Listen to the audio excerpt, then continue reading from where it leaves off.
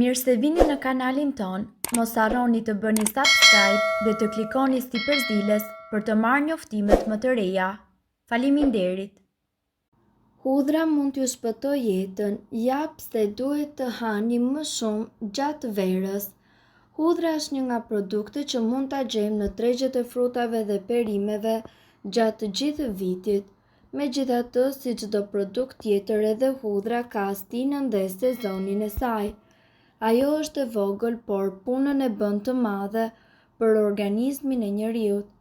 Në këtë video ju do të mësoni arsyet se përse duhet që të rrisni konsumin e hudhrës gjatë stinës së verës për të mirën e shëndetit tuaj.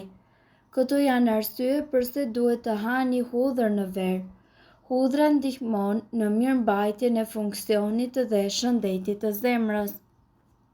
Ajo gjithashtu pakson gjasat e shfaqjes së sëmundjeve të këqija dhe gjithashtu lufton infeksionet. Vlerat më të mira hudhra i ofron, në qoftë se ajo do të konsumohet e gjallë sepse gatimi tjetërson të gjithë përbërësit mirëbërës të kësaj barishtaje.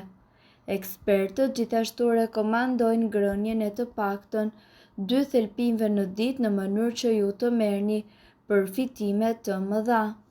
Pak kalori. Hudhra mundet që të përmirësoj shijen e shumë ushqimeve të verës dhe ofron pak kalori.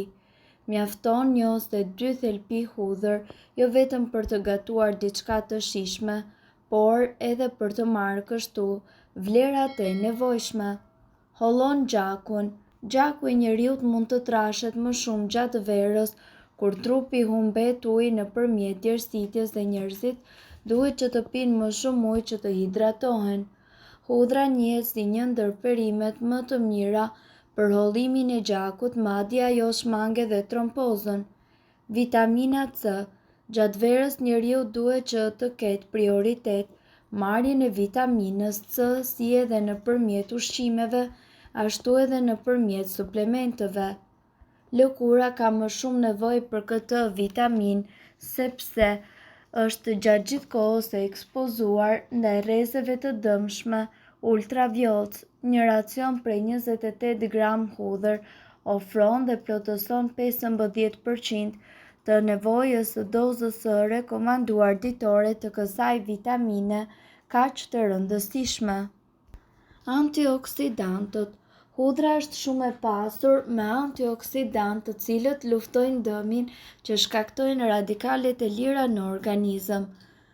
Antioksidantët e hudhra mbështesin mekanizmat mbrojtës të trupit kundër dëmeve të shkaktuara prej këtyre substancave. Sipas tyre, hudhra mundet gjithashtu që të ulë kolesterolin dhe tensionin e gjakut dhe e mbron trurin nga sëmundjet që i kanosen si pasojë e moshës apo stilit të jetesës. Hudhra ofron një sër vlerash dhe përfitimesh të mëdha për shëndetin e njeriut. Donse vendi ynë nuk eksporton hudhër, shumë fermerë mbillin sasi të saj dhe e përdorin për përdorim personal, por edhe për ta shitur. Mirë po, këtu ne do të flasim pikërisht për të mirat e hudhrës që ajo i ofron njeriut. Përmirëson imunitetin.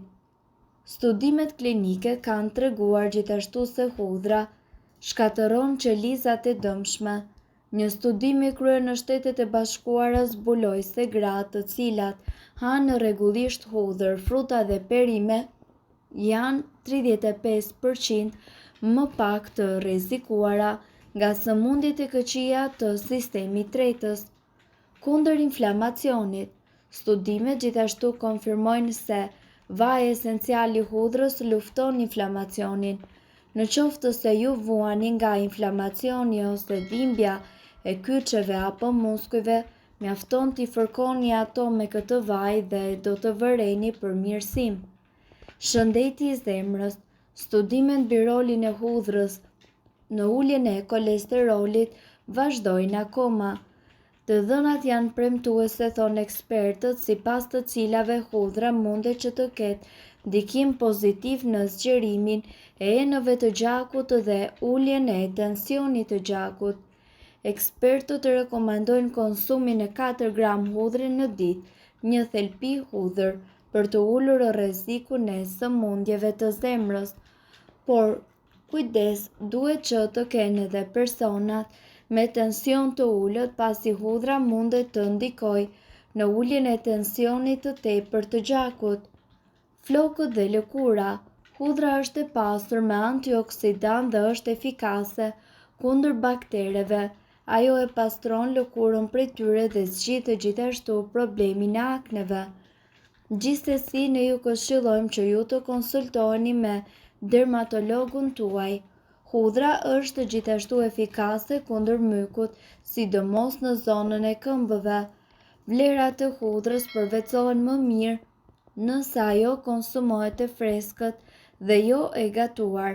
Megjithatë, nëse duhet ta gatuani, siguroni që ajo të mos i nënshtrohet një temperature më të lartë se 60 gradë. Temperaturat e larta shkatërrojnë alitësinë në substancë që i jep nivelin maksimal të përfitimeve të hudhrës. Kur mendon për ushqimet që duhen ngrënë me stomakun bosh, hudhra është e fundit që të vjen ndërmend. Megjithatë, sipas ekspertëve të mjekësisë popullore, kjo perime është e para që duhet ngrënë në mëngjes. Ekspertët kanë kryer shumë studime sipas të cilave njeriu duhet që të konsumojë hudhër përpara se të hajë apo të pijë. Në këtë mënyrë dhe krejt e vetme, hudhra do të ketë aftësi më të forta kundër mikrobeve dhe infeksioneve. Kjo ndodh sepse kur jeni pa ngrënë, bakteret janë të ekspozuara dhe të brisht. Përse duhet ngrënë hudhra me stomakun bosh? Sipas të dhënave, hudhra duhet ngrënë me stomakun bosh sepse ajo largon simptomat e hipertensionit, rregullon tensionin e gjakut dhe gjithashtu nxit funksionin normal të mëlçisë.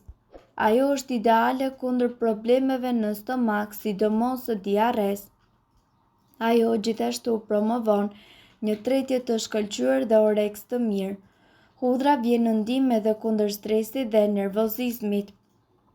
Jo pa arsye, hudhra është gjithnjë e njohur si një ushqim me aftësi shëruese.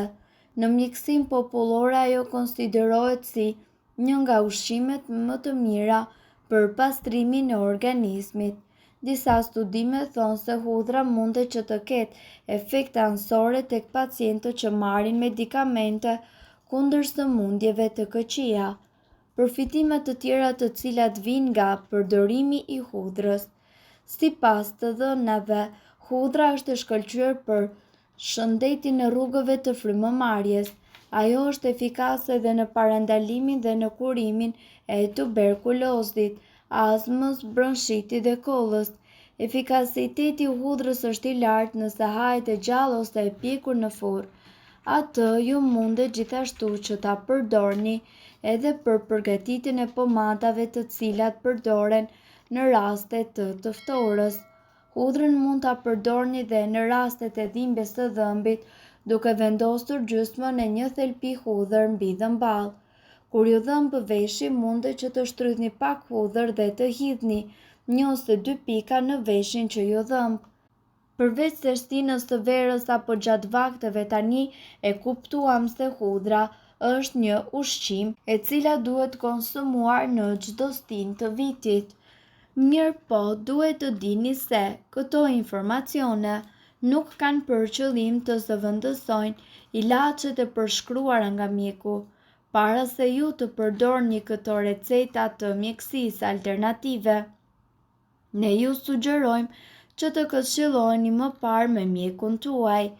Nëse doni të dëgjoni videot tona që ne postojmë çdo ditë, kliko subscribe. Ju ftojmë gjithashtu të bëni like në videot tona nëse i keni dëgjuar dhe pëlqyer ato. Faleminderit që e pat videon ton. Shpërndajni këtë video në profilin tuaj në mënyrë që të informohen edhe shokët tuaj. Faleminderit. Nëse ndonjë prej këtyre përbërësve ju shkakton alergji, e mira është që të mos i përdorni këto receta të mjekësisë alternative.